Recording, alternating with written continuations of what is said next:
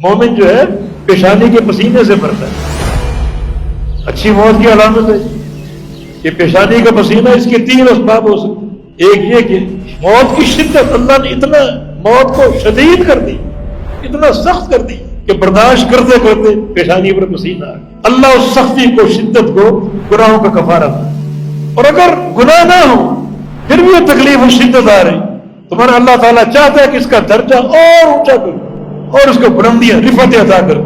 تیسرا معنی اس کا یہ ہے کہ قد العیش فی طلب الحلال، کہ مومن جو ہے وہ سست نہیں ہوتا، کام چور نہیں ہوتا، رزق حلال کی طلب میں وہ کام کرتے کرتے بڑھتا ہے، یعنی محنت کرتا ہے، لیکن محنت کے ساتھ دین کو نہیں چھوڑتا۔ نمازیں بھی چل رہی، روزے بھی رکھ رہا، یہ کہ شدت کی گرمی ہے، روزہ کیسے رکھوں؟ میں تو جناب گھر تعمیر کرنے کا کام کرتا ہوں، شدت کی گرمی، اینٹیں اٹھانا، چڑھنا اترنا، نہیں، روزہ بھی ہے، نمازوں کی پابندی بھی ہے، اور اس کے حلال کی طلب میں بالآخر وہ دنیا سے چلا جاتا ہے۔ یہ 12 پیشانی کے پسینے سے بھر